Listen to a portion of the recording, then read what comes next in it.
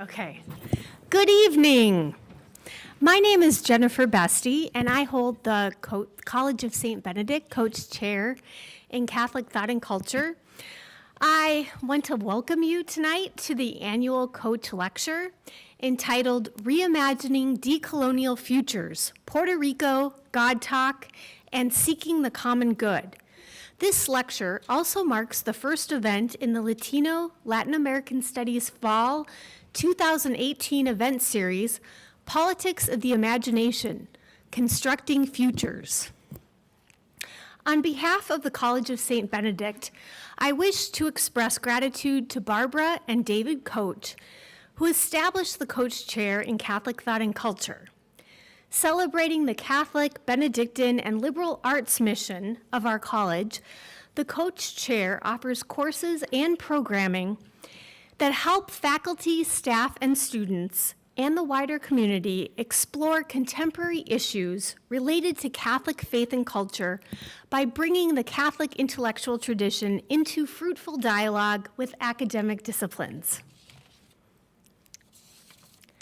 I also wish to thank Jen Schwichtenberg, my assistant, for organizing all of the details concerning Dr. Delgado's stay with our community, and to LLAS, the Departments of Hispanic Studies, Theology, English, History, Political Science, the IISS, the SOT, and the McCarthy Center for co-sponsoring and promoting this lecture.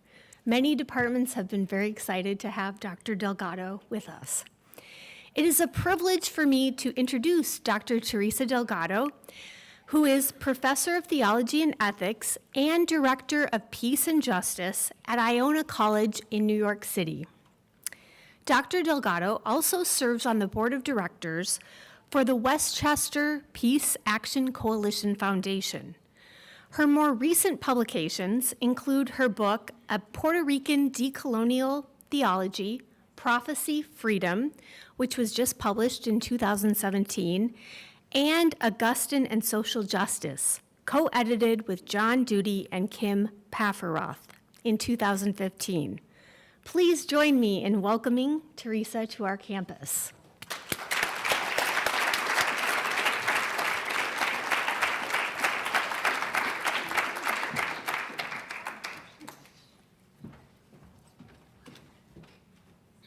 Thank you very much. As I've mentioned to folks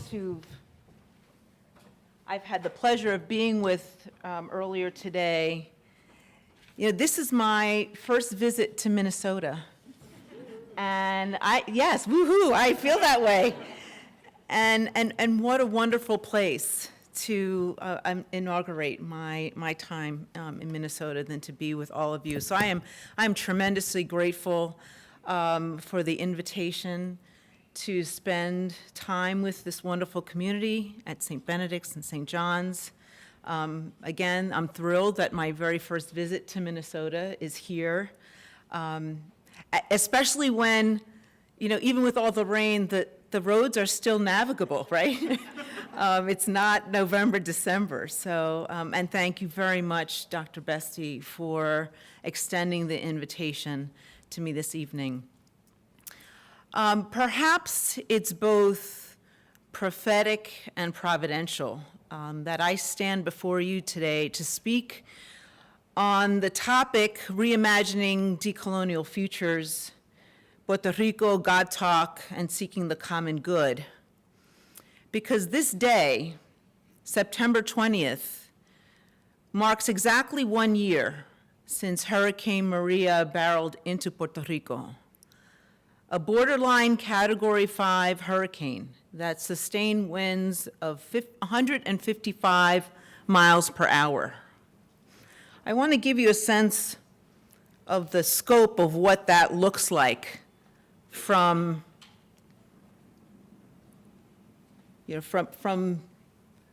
outer space. And I don't know if you can tell from the outline of where Puerto Rico is in that picture, but it is right in the center of the eye of that hurricane.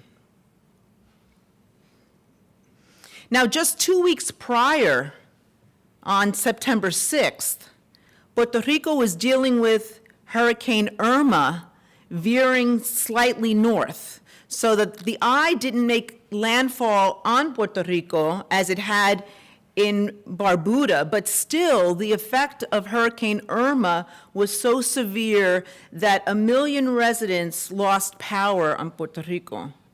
So just to think about that as the precursor to Maria, which only exacerbated the situation by its own ferocity. And so I'm sure that you've heard by now many stories of Puerto Ricans all over this country, including here in Minnesota, waiting and wondering about their loved ones on the island. And I wanted to share with you, a news clip, because especially, Puerto Ricans in New York, like myself, we forget that there are actually Puerto Ricans everywhere, and even here in Minnesota. So I wanted to share with you a news clip that I found from, is it KARE News? And I'm hoping that we also get the sound on this. Okay. Let's see.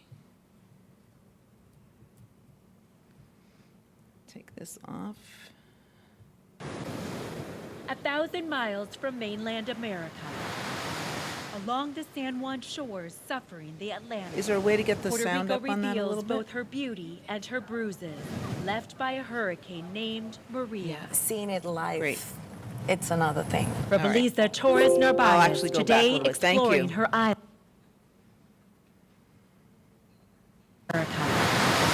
Along the San Juan shores, suffering the Atlantic. Puerto Rico reveals both her beauty and her bruises, left by a hurricane named Maria. Seeing it live, it's another thing. For Belisa Torres Narvaez, today exploring her island.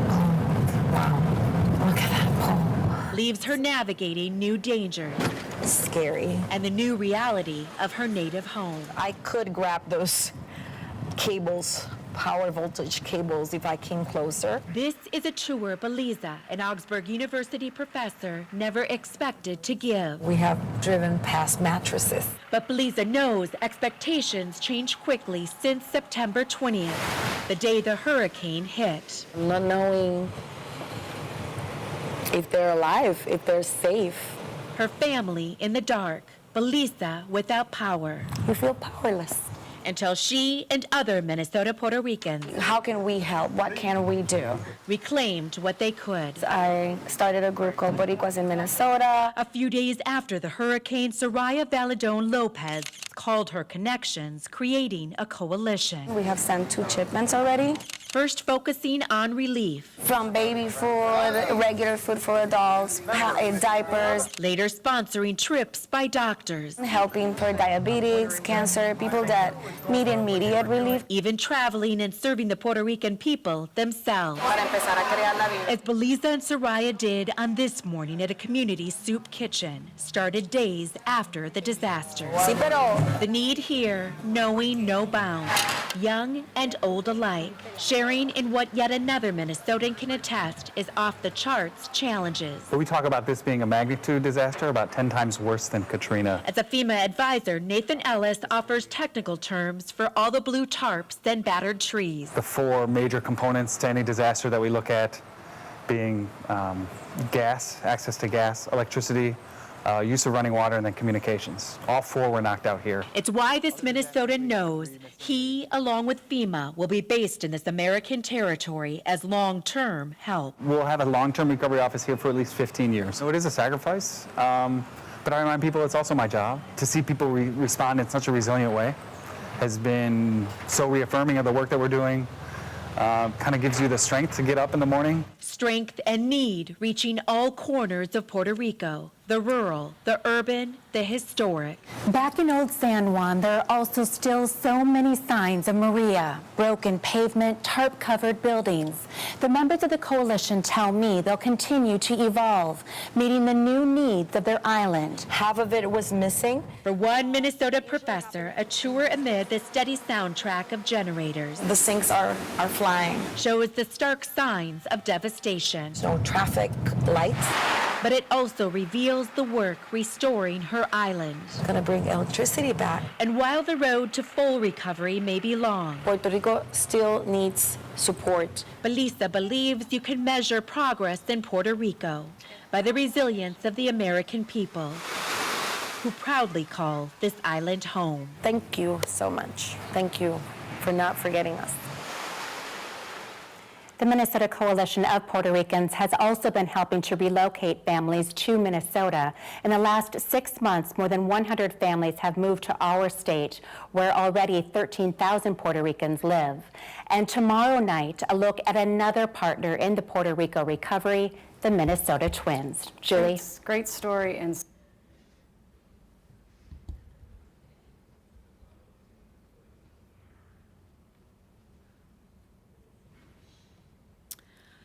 So since the hurricane made landfall in the early morning hours of September 20th, many of us didn't sleep at all that night. And if we did, we awoke to the devastating reality that this storm was inflicting as the path of its eye cut right through the center of the island. When our family and friends tried to contact us, there was no landline service.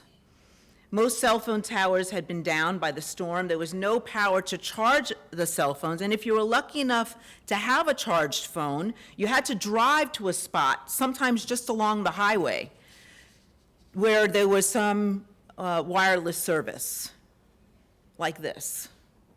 And this is on September 22nd near Delgado, which is on the northern central part of the island. Now that is, of course, if you had a car, and then if you had gas in the car, and if not, you had to walk, and only if the roads were intact and passable. And I could spend this entire time describing the harrowing devastation of La Isla de Encanta, that Puerto Rico is called, but I'm going to allow the pictures to tell the story. And as I show them, I'd like you to note the date of those photos.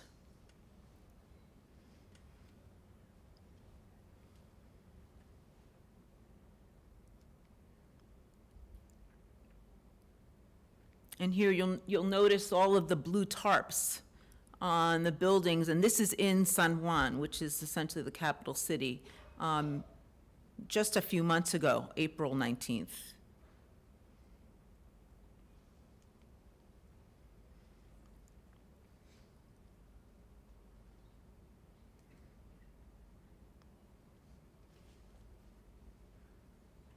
Rincon is on the west coast, and it's a really large, a popular surfing community.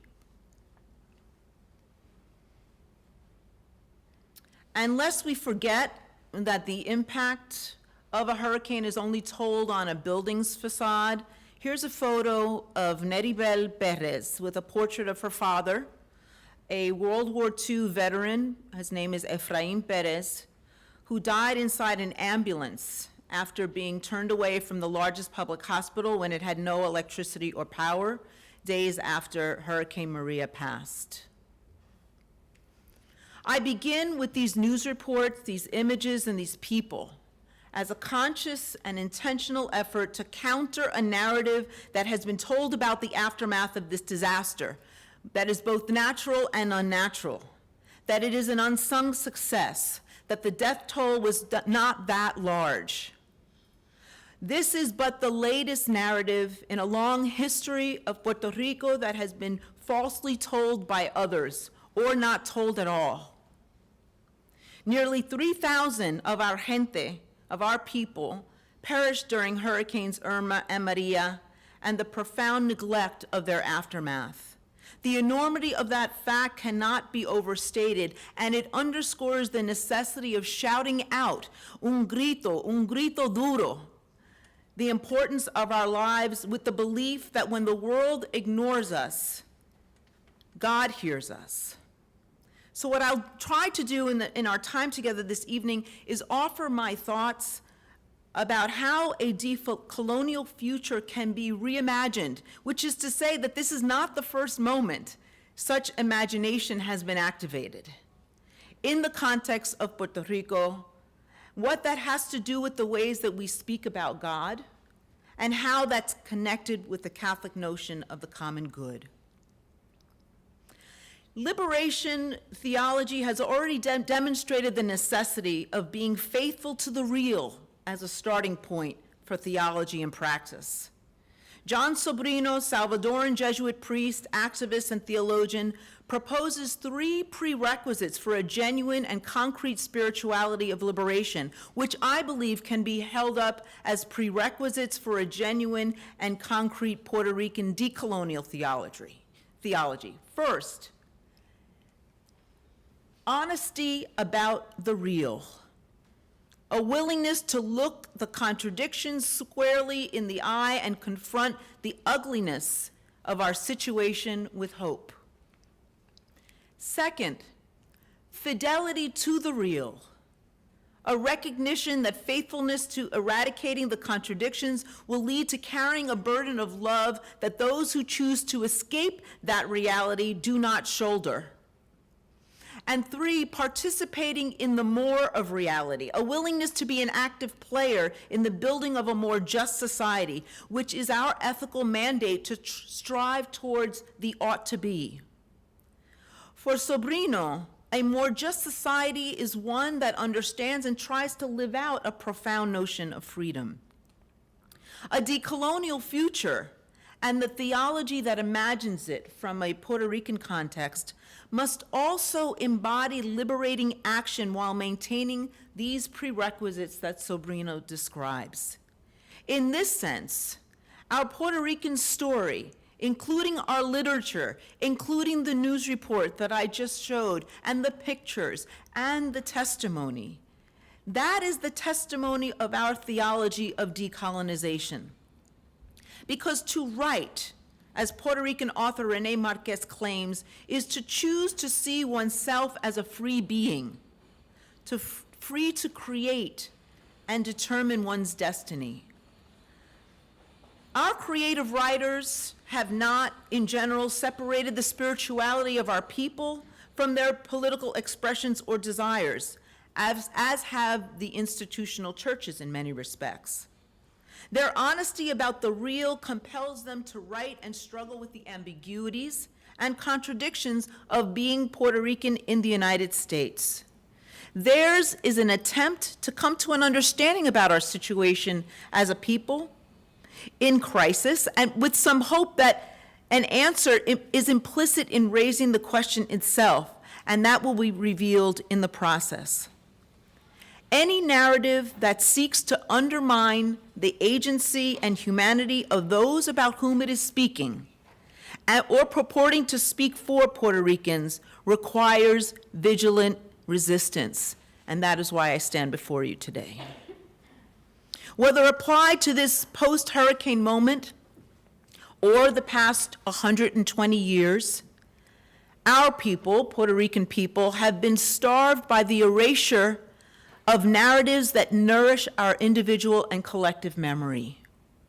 And so my use of story as a source for decolonial theology is twofold. First, the stories of Esmeralda Santiago and Rosario Ferre, on which I will focus tonight and were elaborated on in my book, converge on this one point. Without the intervention of God's miraculous power, ours would be a story of arrested development, of eternal waiting, of choking silence. Now, while the colonial narrative tells us that this is all we are, a lost cause, our faith tells us otherwise. It is our negotiated history as decolonized subject. Our creative writers offer a corrective in the context of this negotiated history because they're telling us the truth. They're being faithful to the real, and this truth serves our theological discourse. The second purpose for my use of story is aspirational.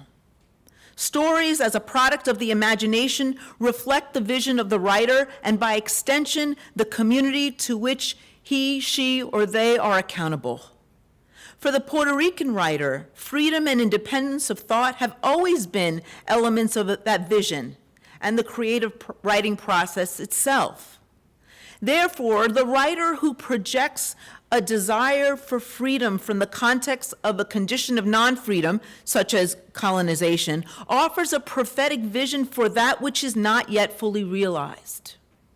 In this way, literature is an aspirational source, engaging the imagination of a Puerto Rican theological perspective that is freedom-centered and decolonized. 1 year since these dual hurricanes cast a spotlight on the imperialistic tactics of occupation that world powers have always used, I think it's the perfect time to ask these questions.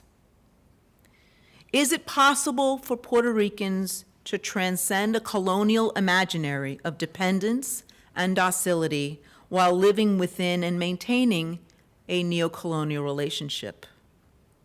Stated differently, is it possible for the Puerto Rican spirit to be free when the body is bound? This is more than a question of political status. Rather, can identity in relation to God be reconciled with the political question of Puerto Rican identity in relation to the United States? Can salvation in Christ be reconciled with the socioeconomic reality of Puerto Rican suffering? And finally, can eschatological hope be reconciled with an overwhelming sense of despair in the Puerto Rican community, especially now?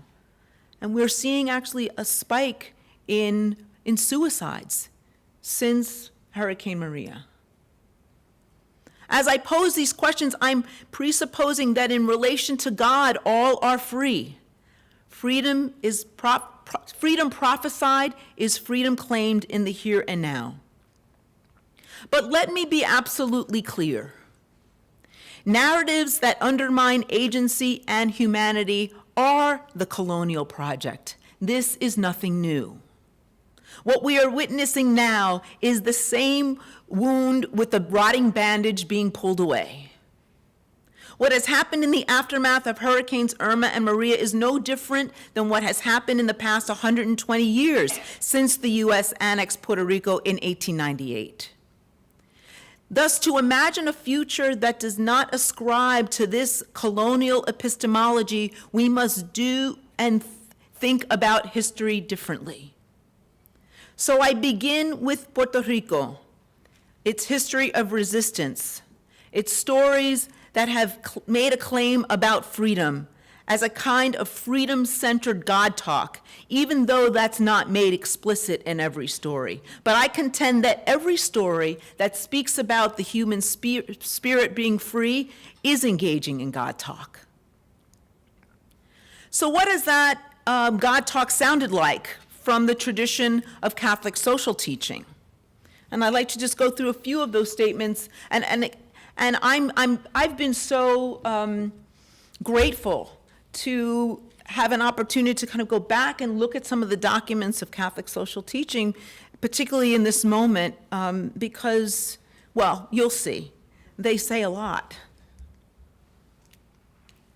If I can move forward, here we go. Pope John the 23rd describes the common good as the sum total of conditions of social living whereby persons are enabled more fully and readily to achieve their own perfection.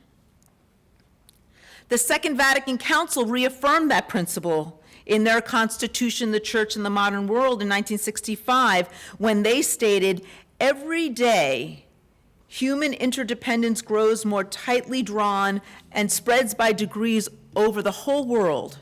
And as a result, the common good, that is, the sum of those conditions of social life which allow social groups and their individual members relatively thorough and ready access to their own fulfillment, today takes on an increasingly universal complexion and consequently involves rights and duties with respect to the whole human race. Every social group must take account of the needs and legitimate aspirations of other groups, and even of the general welfare of the entire human family," unquote. Jumping forward 45 years, the Bishops' Conference of England and Wales emphasized the interdependency in their articulation of the common good as a corrective to extreme individualism when they state, because we are interdependent, the common good is more like a multiplication sum, where if any one number is zero, then the total is always zero. If anyone is left out and deprived of what is essential, then the common good has been betrayed. Can we stay with that last phrase for just a moment? If anyone is left out and deprived of what is essential, then the common good has been betrayed. If we take seriously the commitment to the common good that is so central to the Catholic social teaching tradition, then shouldn't we be concerned when a significant part of our human family is denied the social conditions of development that would allow for their full human flourishing? Can that be denied in this case when it is on full display for the world to see? This space of contradiction, or living in the boundary of a fidelity to the real of what is, and the participation in the more of reality, or what ought to be, is likened to what Walter Mignolo speaks of when he upends the Cartesian formula and instead affirms, I am where I think, rather than I think, therefore I am. He asserts the necessity of thinking from that space of contradiction, to dwell in and think from the borders. Border thinking becomes then the necessary epistemology to delink and decolonize knowledge. These are his words, not mine.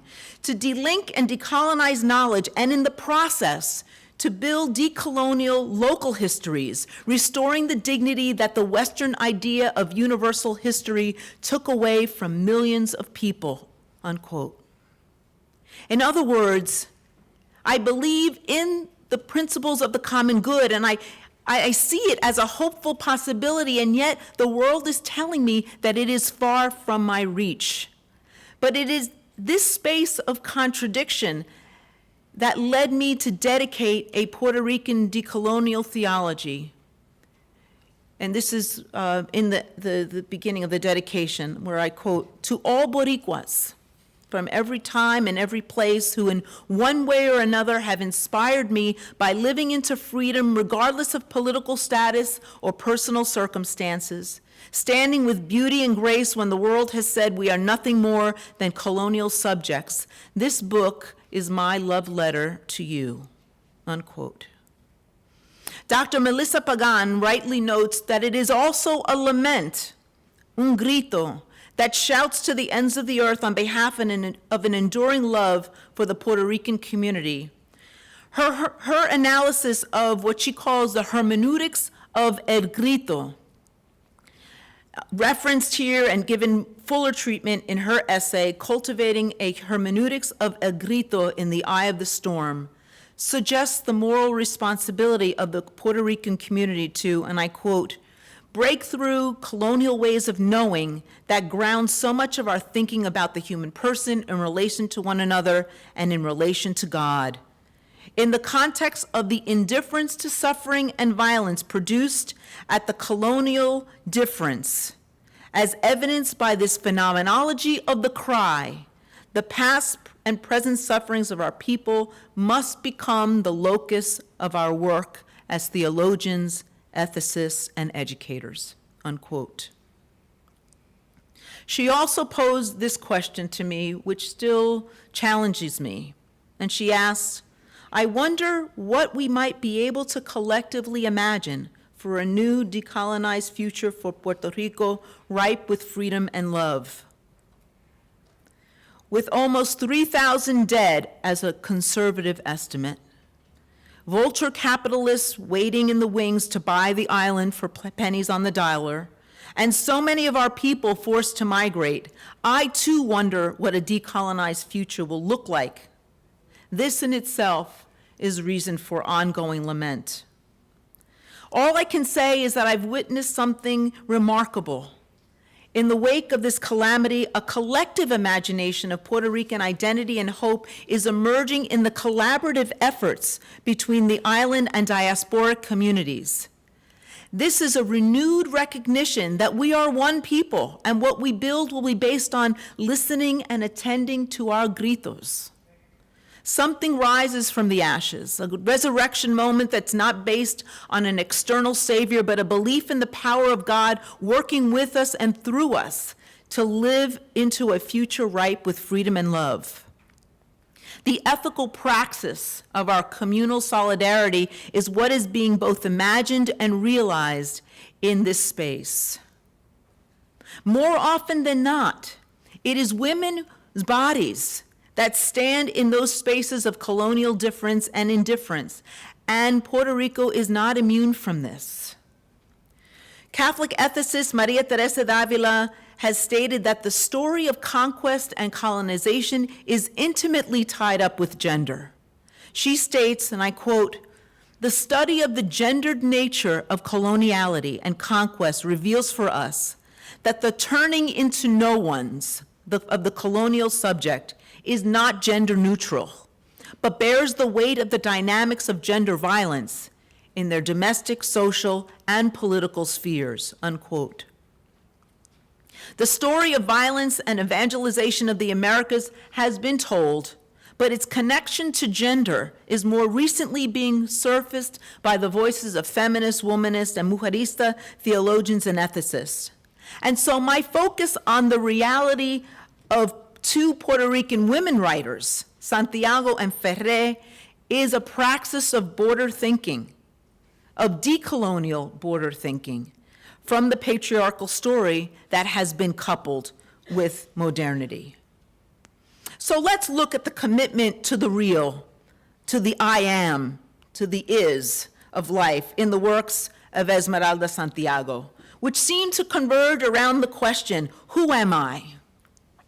Her writing reflects a preoccupation with the issue of Puerto Rican identity, as suggested in the titles of her two-part memoir, When I Was Puerto Rican and Almost a Woman. Even her novel, which is called America's Dream, can be read metaphorically as the identity of a woman, America, mirroring that of Puerto Rico itself. The picture Santiago paints of Puerto Rican identity is not the most becoming. Through the character of America in particular, we see the identity of Puerto Rico aligned with that of a battered woman who tries to escape her situation by a change in scenery, only to discover that she cannot run away from her past. America goes on this hero's journey, but is not affected by it. She remains in the same colonialized psychological state from beginning to end. Santiago begins with one character and ends with the same, offering no change of consciousness in between. In the form of a parable, America's Dream allows us to see the condition of Puerto Rican women in particular, and Puerto Rico in general, as unjust to the core. While we Puerto Rican women have been treated unjustly, we've also participated in the unjust treatment of ourselves by failing to recognize the grace-filled moments of revelation that startle our consciousness out of stupor. Santiago tells us that our journey in life shapes and discloses our true identity. And yet, when that journey is mired in abusive experiences and relationships, we become identified with abuse, she suggests. When the journey is filled with dependent experiences and relationships, we become identified with that dependence. The characters of both works parallel the history of Puerto Rico, and the identities of those characters parallel the identity of Puerto Rico and Puerto Ricans similarly. Santiago's literature also illustrates another characteristic of Puerto Rican identity that is just as important: the value of relationships, of solidarity, as a significant factor in shaping healthy identity. Relationships within the Puerto Rican community are critical for the development of self-understanding. So when America, in America's Dream, says, It's my life, and I'm in the middle of it. At the beginning and the end of the story, we hear a woman trying to cut herself off from the negative repercussions of the unhealthy relationship she has experienced. Yet our identity as Puerto Ricans, Santiago proposes, need not be this either or, choosing one or the other. We don't have to choose between being either self-sufficient women or good wives, dutiful daughters, or ambitious career women, committed mothers or sensual lovers, Puerto Ricans or U.S. Americans. We must, however, find a way to strike a balance among all of these aspects of our identity, even if such harmony requires embracing the seeming contradictions of our own being. When we refuse to embrace those ambiguities that we embody, we forfeit an opportunity to reconcile ourselves as Puerto Ricans with our past history, our present reality, and our future potential. Santiago has shown us the future of our identity as a community if we choose the path of freedom. If we refuse to choose the path of freedom. Our children will suffer an even worse fate because they will know our betrayal of them and their destinies. But if we share our struggles with them, allow them to see the contradictions we embody in ourselves, and communicate our most profound visions and deepest fears, we will have given them the tools to break cycles of despair, even as we may despair ourselves. Our Puerto Rican children will know who they are in all their ambiguity and confusion. They'll struggle valiantly for their right to define their identity because they will have seen the destructive elements of themselves. And our theological tradition attests that life can be made new by facing fear and death with hope and promise. There are two concerns for me at stake here in relation to a Puerto Rican decolonial theology. What do these stories have to tell about ourselves as Puerto Ricans that conflicts with our understanding of ourselves as Christian? And second, what does the Christian tradition tell us that contradicts with the way that we understand ourselves as Puerto Rican? The history of Christianity tells us that not everything done in the name of Christ or the Christian church has been of God. And how do we, as Puerto Ricans, believe, and how do we, more importantly, disbelieve in those mistruths? Now, these are not rhetorical questions for me. They are essential to a theology that is both true to the Puerto Rican experience and consistent with the Christian theological tradition. I contend that the answers to these questions can be found in the relationship and the dialogue between the Puerto Rican story and the Christian story. I believe that as Puerto Ricans, our story is essential to the overall Christian story when both are centered on love and freedom. Neither story can be told without the other. God's work in history continues to unfold in particular times and places and among particular people. I'm suggesting that God's unfolding historical project can be witnessed within the Puerto Rican community. Let me then turn to the work and the stories of Rosario Ferré.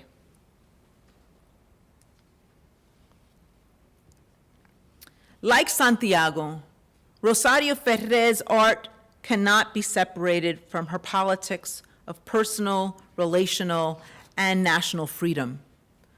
Ferré's stories convey desires for freedom and independence, for the assertion of group and self-identity, and for self-determination. As a Puerto Rican woman, Ferré illustrates the quest for self-preservation that can leave the seeker feeling nihilistic and empty of true selfhood.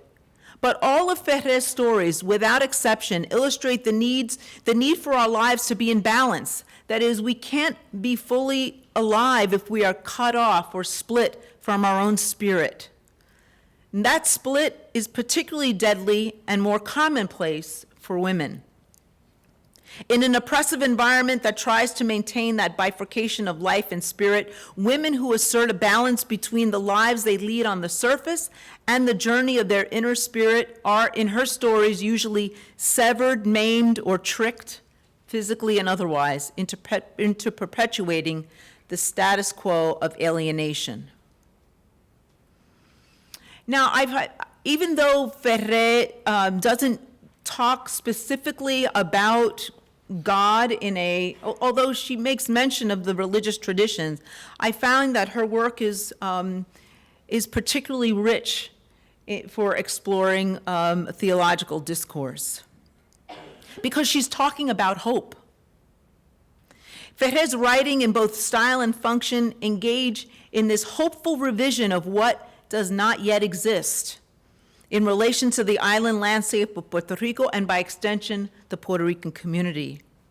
The author presents us with a view of the physical locale of Puerto Rico in vivid detail, and the titles of some of her books, like The House on the Lagoon, or one of her other works called Eccentric Neighborhoods, suggest these physical spaces that are situated in geographic space and time. But they do more than that.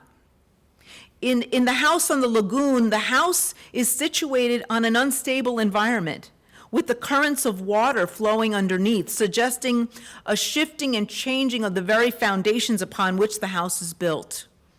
In this story, the movement and unsteadiness of the house, seen as a solid, immovable entity from without, mirrors the movement and unsteadiness of the characters' feelings, sensibilities, priorities, decisions, and even their politics. What could be taken as fact one moment can easily become fiction in the next. But by situating the house and the story on water, Ferrer creates a vision of a new reality, one that shifts and moves, is fluid and flowing. Like water, the landscape navigates around obstacles and with enough momentum and force can easily force its way through any barrier, carving a new path in the most impermeable rock-solid surface. Within the story, we see that the water is both boundary and access, that which limits and frees. And in the end, the house itself, this outward manifestation of all that is secure and safe, succumbs to fire that rages until all that's left is a bare remnant of a foundation built on water.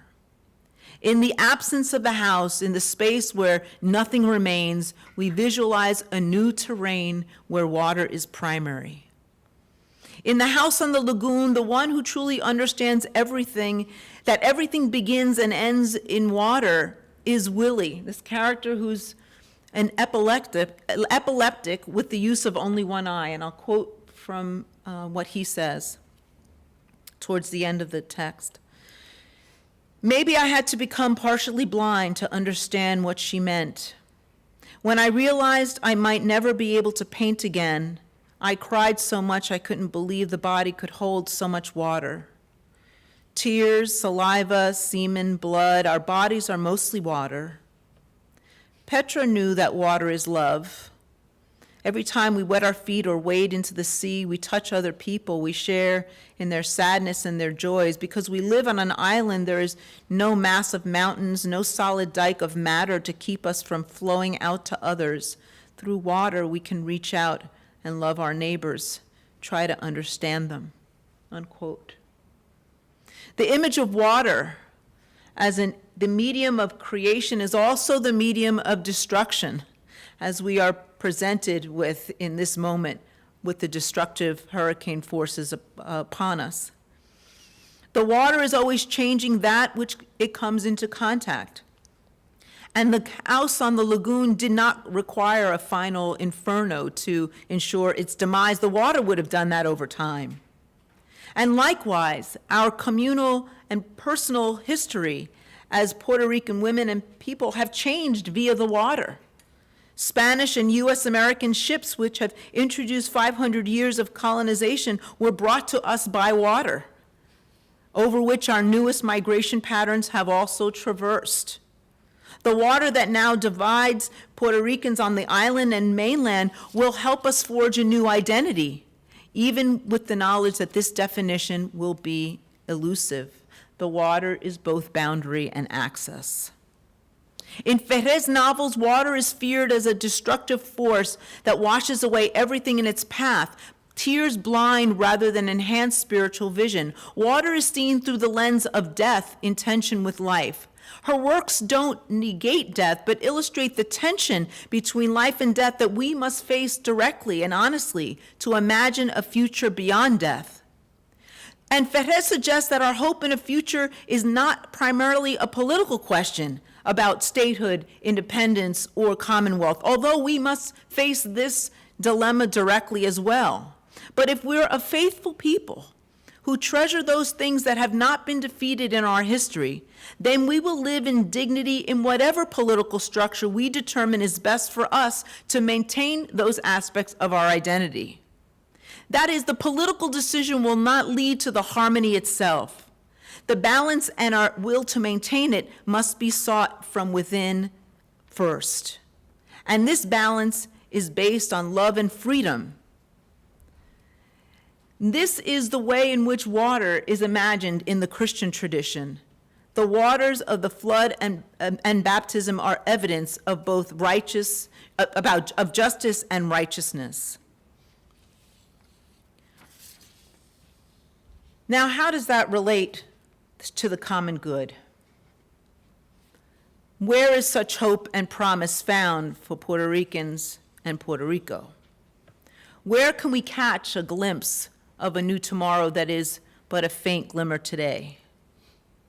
Our stories and our histories demonstrate that the hope and promise of a reimagined future is not often found in institutional structures, perhaps even in the places of worship of our traditions. Our stories and our histories illustrate that we've had to use a lot of creativity to maintain the life-giving and life-sustaining aspects of our identity. And these same stories and histories have reminded us that some things must die in order for others to grow. I believe that the notion of fiesta and the reality of fiesta or celebration is the embodiment of a renewed relationship with family, community, friends, and this is where hope can be found for Puerto Rican people. And the Puerto Rican experience understands fiesta or celebration in relation to the earth, to the land itself, to la tierra, our homeland. It's manifested in what has been called the revolving door migration, and that is becoming even more pronounced now in the wake of these hurricanes. That is this pattern attributed to the Puerto Rican community since 1964. For many Puerto Ricans, going back and forth from island to mainland is, at the very least, an annual event. In the course of it, family and friends are reunited, meals and laughter are shared, memories exchanged, relationships renewed, and these visitas, these visits are not a matter of luxury, but a necessity of maintaining a connection to the people and the country in defiance of a dominant culture that has sought to assimilate us and sought to break that connection down. The revolving door is nothing less than a portal, a sacred portal of hope and promise. In other words, the journey into the sacred space of communion with the other side transforms and renews. The revolving door is this eschatological bridge of hope and promise that one day the journey between the two worlds will not be so long and arduous, so expensive and difficult. The land and our bodies traversing across the land is a Eucharistic celebration of hope.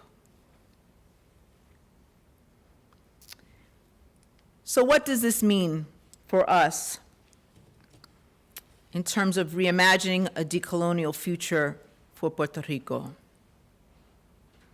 I'm going to leave you with 3 takeaways before we move into some opening for questions, because I do want this to be a dialogue. First, our stories matter. We must take and must attend and be faithful to the real. We must take the I am seriously. And I want to tell you a little story that helps to illustrate that. So in early August, I was invited to a performance of West Side Story.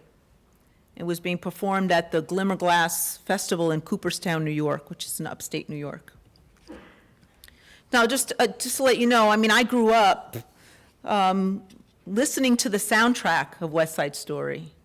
My mother bought me the vinyl. That's, we're old school, listening to the vinyl.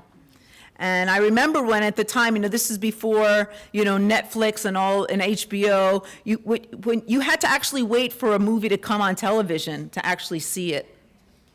So when West Side Story came on television, I was just so excited because it was this story about our people. And it was in a way connecting to a story that I really didn't have any sense of other than the reality of my own family. So I grew up loving West Side Story, memorized all the songs, and even some of the dialogue. But as I was watching this dramatization here in 2018 of a musical that came out in 1957 on Broadway, and I had already the experience of doing this kind of deconstruction of the lyrics of one of the songs at a big American Academy of Religion meeting just last year. I was very emotional in watching this performance. Why was there so much fascination with this story, I thought? Told through the music, lyrics, and choreography of Leonard Bernstein, Stephen Sondheim, Jerome Robbins, three men, four if you consider Shakespeare, because West Side Story is kind of a retelling of Romeo and Juliet, four men who were definitely not Puerto Rican. Is this story our own? Has it become our own by default? And is this the only story that the standing room only audience of predominantly white upstate New Yorkers will ever know of Puerto Rico and Puerto Ricans still, even now, in post-Hurricane Maria to 2018? So I was emotional about watching the performance, but also emotional about that. And every performance of West Side Story at Glimmerglass this summer was sold out. So just as my imagination had run wild in the aftermath of the hurricane, it did again as I watched the performance. And both were based on fear, a fear of being erased, a fear of being made invisible, the fear of having someone else tell your story, the kind of imagination needed for the full flourishing of the Puerto Rican community cannot be based on fear, but on a promise of a future that extends beyond what the eyes can see. Indeed, imagination, I believe, is a radical act of faith. The imagination of our narrative matters. At a moment when narratives that perpetuate a lie and those that get to the truth are being contested, it matters who tells the story and to whose benefit that story is being told. Our stories may be the only way that our faith in a decolonial future we cannot see is actualized. So our stories matter. Second, our histories matter. Whose history, what knowledge, and to whose benefit? Dr. Nancy Pineda Madrid has stated that theological amnesia has deadly consequence. And I would add that theological amnesia fed by historical amnesia has even deadlier consequence. If, as she has stated, and I quote, Puerto Rican history has been erased from the Puerto Rican collective consciousness, And the same is true for the Chicano Mexican American people, I would contend that neither has ever made it to the collective consciousness of the dominant culture in the United States. As a result, many in this country are completely ignorant of how the current climate of xenophobic mania against our neighbors to the south has tremendous precedent, that it is not new, and is intricately connected to the ignorance and racism that's woven into the fabric of the colonial project that is Los Estados Unidos. In a poll conducted in the days after Hurricane Maria, almost half of the surveyed adults didn't know that Puerto Rico was part of the United States. And I just want to, actually have the actual quote from that. It's from the Morning Consult National Tracking Poll, September 22nd to 24th. The finding varied significantly by age and education. Here are the statistics. Only 37% of people ages 18 to 29 know people born in Puerto Rico are citizens, compared with 64% of those 65 or older.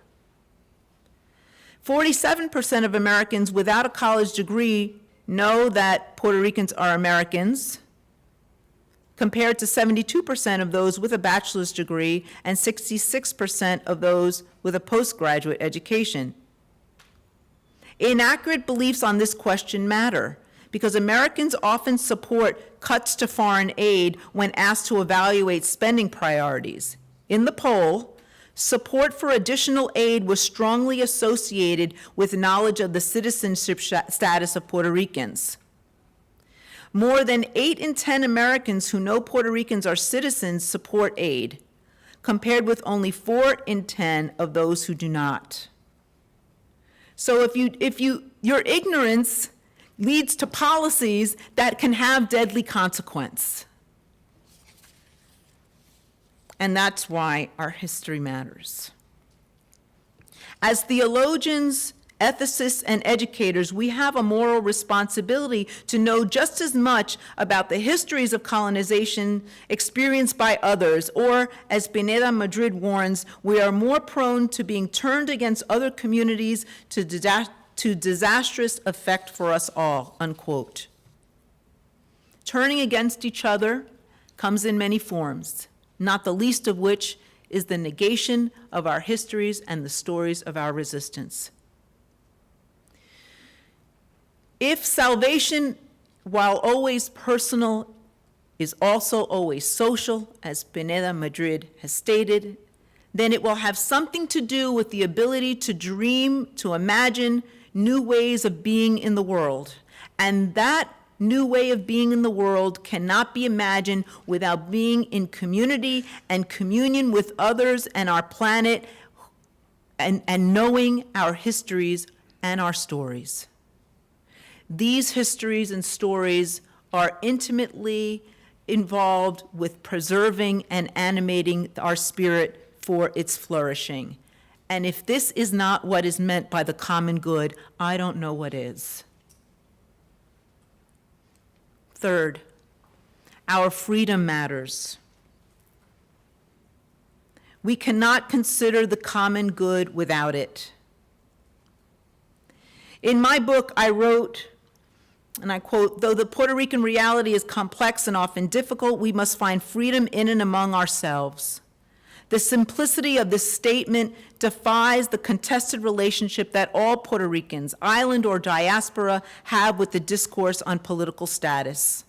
Arguments have raged in every Puerto Rican family I know, including my own, regarding the 3 political options that are typically placed before us: independence, statehood, or commonwealth, the status quo, as if these were the only possibilities available and as if the Puerto Rican people had any real say in the matter.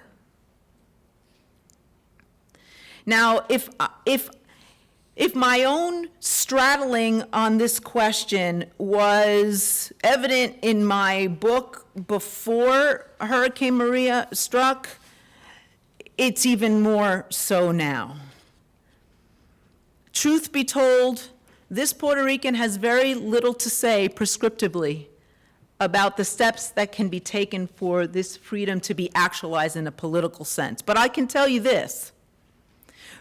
Our freedom will only be actualized in whatever political manifestation that takes when our stories, our histories, and our cries for freedom are heard by our very own Puerto Rican community within those spaces of what Oscar Lopez Rivera has called between torture and resistance. We might have to, using the metaphor of, or the vision of the prophet Ezekiel in this sense, we might have to sit in the valley of the dry bones for a while before life can be breathed into them. But we do so while picking up the pieces ravaged by the storm in solidarity with each other and with faith that God will put her spirit in us and we will live. Let me say one last thing about Catholicism and coloniality, because as I was preparing this, I kept thinking about, how can we talk about decoloniality and Catholicism and not acknowledge that they have both been partners in that 500-year history or so. Catholicism and coloniality has been intricately intertwined for the past 500 years. So let's not kid ourselves. If we are interested in being a community of solidarity based on the love and justice of Jesus, and therefore agents in bringing about the common good, then we must become decolonial thinkers and doers as Catholics. So what does that mean? One, we must look at the borders of our own categories. And the words of Walter Mignolo again speak here. This is the basic condition of border thinking, he says. The moment you realize and accept that your life is a life in the border, and you realize you do not want to become modern because modernity hides behind the splendors of happiness, the constant logic of coloniality. Is it my time? Is it? Okay. For precisely this reason, then, border thinking that leads to decoloniality is of the essence to unveil the system of knowledge, beliefs, expectations, dreams, and fantasies upon which the modern colonial world was built, and in doing so will show its unviability, unquote. Second, we must engage those spaces of knowledge and meaning that we don't necessarily claim as Catholic. And here I'm inspired by the work of Reverend Dr. Brian Massengale at Fordham University, who has engaged the wisdom of James Baldwin, Malcolm X, and other non-traditional sources to develop a Catholic moral theology that attends to race and racism. He does this by asking the question of why hasn't Catholic moral theology addressed racism with the same rigor and analysis that it's addressed, for example, war or poverty. He has concluded, and I agree with him, that it's because the categories of Catholic moral theology do not excavate the ground upon which one's moral development is situated.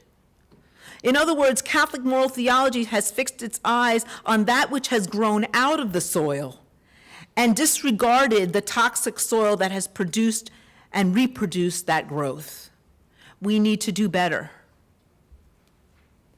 Third, we must challenge the singularity of mono-authorities, including that of the Catholic Church, not because we don't believe in a truth that is universal, but because we know that truth is manifested in different ways. Now, for Puerto Ricans, this is not a matter of intellectual argument, but one of life and death, of the ability to survive and to thrive, for the land and all her inhabitants to flourish. We engage in decolonial thinking when we, as Mignolo asserts, dwell and think from the borders. And I'll end here with a song. It's called, and I'll show you a little clip of it. It's called Campo Yo Vivo Triste. Land I live with sadness. It's a traditional bomba, which is an Afro-Puerto Rican music style. And I found myself singing this over and over in the aftermath of Hurricane Maria. And the words are, campo yo vivo triste, y cada día sufriendo más. Ay Dios, ¿qué será de mí? Si no bailo esta bomba, yo voy a morir. Which means, land, I live with sadness, and every day I suffer more. Oh God, what shall you have me do? If I don't dance this bomba, I will surely die. And it goes on in another verse that says, campo, yo te llevo en mis recuerdos, como el perfume lleva la flor. Sueno con tus valles, tus montañas, campo de Puerto Rico, te llevo en mi corazón. My land, I carry you in my memory, as the fragrance carries the flower. I dream with your valleys, your mountains. My land of Puerto Rico, I carry you in my heart. And a Puerto Rican singer, her name is Giselle del Valle. She actually recorded this in Puerto Rico like 2 weeks before the hurricane, and it kind of went viral. You can go to her Instagram account and see it, and see some of the other things that she's done. Campo yo vivo triste, ay cada día sufriendo más. Ay Dios, ¿qué será de mí? Si no bailo esta bomba, me voy a morir. Campo yo vivo triste, ay cada día sufriendo más. Ay Dios, ¿qué será de mí? Si no bailo esta bomba, me voy a morir.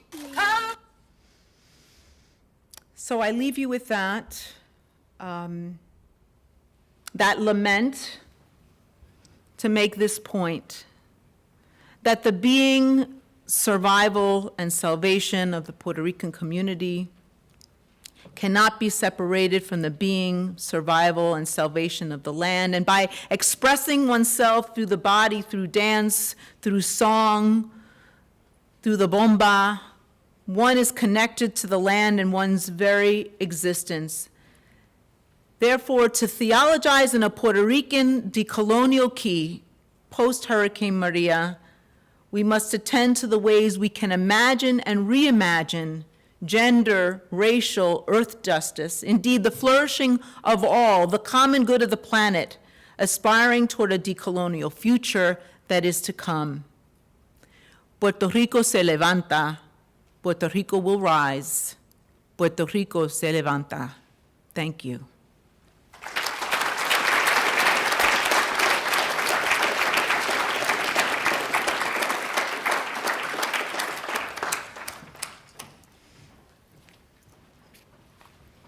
Thank you, Teresa, for that powerful presentation. We have several minutes for questions, so I invite anyone to please ask a question.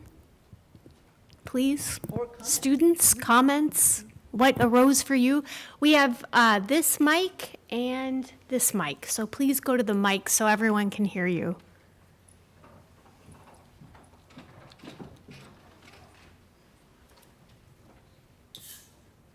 I'm opening my seltzer water for a second.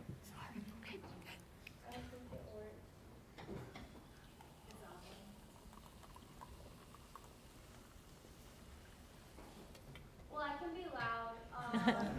Well, thank you, Dr. Teresa and Dr. coming. My name is Leslie Gonzalez. I'm a junior, double major, political science and theology. And you just have me really hyped up. Not every day that I see a Latina with a doctorate. So you're really inspiring. Me too. Really inspiring. And I just want to ask for, I think, your help, even though I think you came and asked for our help too with the presentation. There's a lot more Latinos on this campus than what you see present. and I'm sorry, I feel like a lot of people here, I mean, we came with the incentive, I'm sure, of extra credit. And that's very sad for me to see, because what you're saying to me is, what you showed us is almost sacred, because this is what people are living, you know, this is pain. But I think as Latinos, we tend to kind of stick to our own problems. So like the problems that we have towards our own countries. But I think we need to unite. So what tips do you have for me, for our campus, to get Latinos to worry about other Latinos' problems? In Minnesota, I'm from Minnesota, there's mostly a population of Mexican Salvadorians. I know in New York it's all Dominicans, Puerto Ricans, they're a lot more diverse. But we need to know about each other and help each other out. So how do you think we could do that? And also, how do you think we can get more Latinos to care about theology, to become theologians? I'm a Theo major, and I'm often the only student of color in my Theo classes. And in our Latin American countries, you know, faith is like right there, you know, but then when we immigrate, it's like not there. So how can we do that? How can we stay interested? And how can we help each other? How would you say we can interest each other? Wow, you put me on the spot. You don't got to answer. That's okay. That's But okay. I I'm just glad. need something. I appreciate that you putting the. I'm glad that you felt that this was a space that you could open up that question, which says a lot in itself. So there are two things I would add. This is just kind of the shorthand response, because I think I could give you a much longer one. One is, part of the reason of telling this, a theological story puertorriqueño, is to put it in conversation with other Latinx theological discourses that have already been happening. So if you haven't had a chance to read Virgilio Elizondo's Galilean Journey, The Mexican-American Promise, I invite you to read that. If you haven't already read Justo Gonzalez, Mañana, from a Cuban-American perspective, I invite you to do that. And there are others. What I wanted to do was to put a Puerto Rican context in conversation with other Latinx theologies of liberation, of decoloniality, of emancipation, as well as in conversation with Black liberation theologies and Asian American liberation theologies and queer theologies, which is to say that all of those stories are really telling a different iteration of the same kind of aspiration for love and justice. But we can't get there in an abstract way. We get there with our very bodies. And our very bodies come with an entire story and history that we bring with us. So how can we just talk about, love and justice from this kind of abstract way without saying, well, how is that implicated in my own life? And as I was a student, I didn't see that coming from, I didn't see theology speaking from a place that was challenging the coloniality that my people have experienced. So it's not because I wanted to say, everybody else out of the way, yo soy puertorriqueña, I'm here. It was a matter of saying, can we now be in dialogue? Because your story, I've read your story, and your story inspired me to tell my own. Your Mexican-American story, your Salvadoran story, your queer story, it's your Black story. It spoke to me. It drew out of me a silence that has been there for centuries. And therefore, I needed to speak.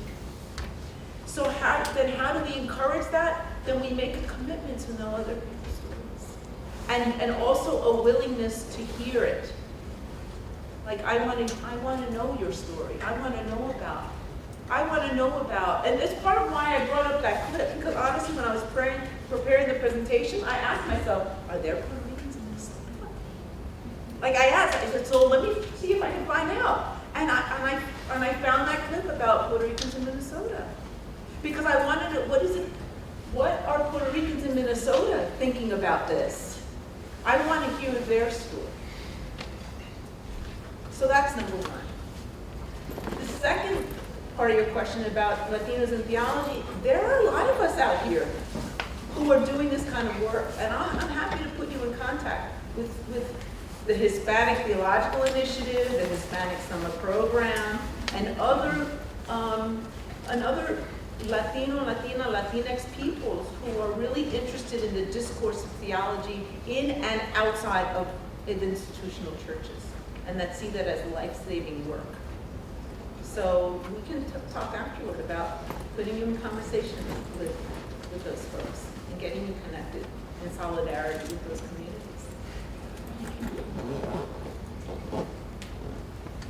We'll sit on this side. Okay. Yeah, that's all right. I'll project it. Thank you on Leslie. Leslie's dynamite. So, dynamite, right? We can all agree on that. If you don't know her, get to know her. All of you are highly selective. So my name is Carly Quist. I'm an alum of St. Ben's. Year 2007, I was what would now be a Hispanic Studies major with Latino Latin American Studies and Peace Studies. So, my life's work has since taken me to the U.S.-Mexico border.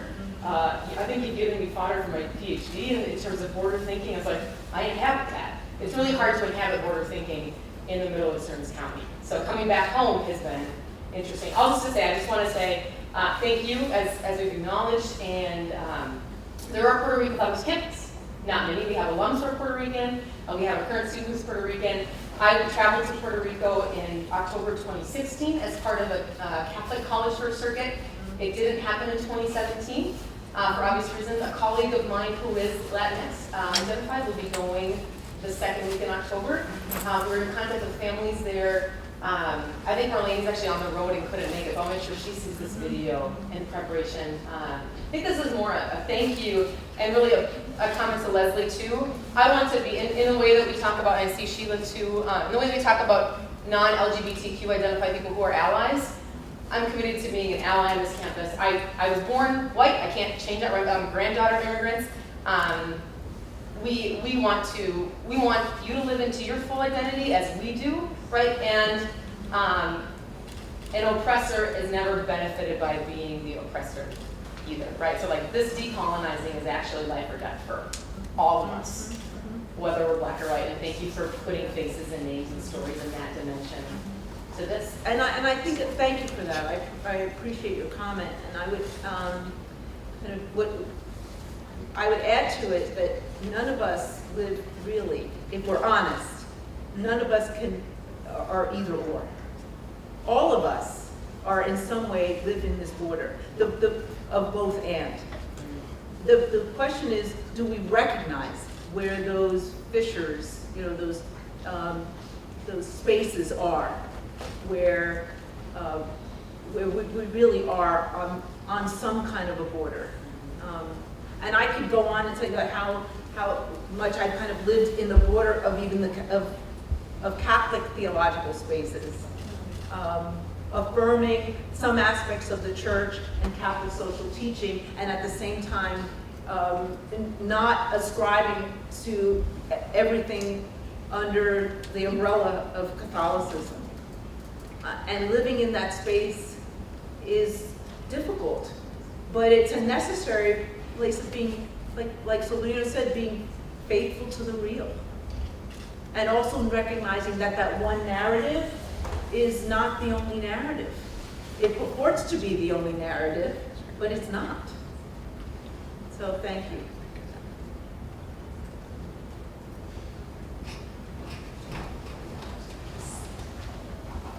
Teresa, thank you. She has been tireless in engaging students, faculty, and staff at both St. Ben's and St. John's today. She's barely had a chance to breathe, and students have really responded enthusiastically. So please join me in thanking Teresa. And before you do that, I just want to mention that Dr. Delgado will be having lunch with students tomorrow at 12 o'clock at St. Ben's. And so I have a few spots left. So if you have questions about Latino theology, about this lecture, and you can engage her, please come up to me and I will sign you up. So thank you very much, Dr. Delgado.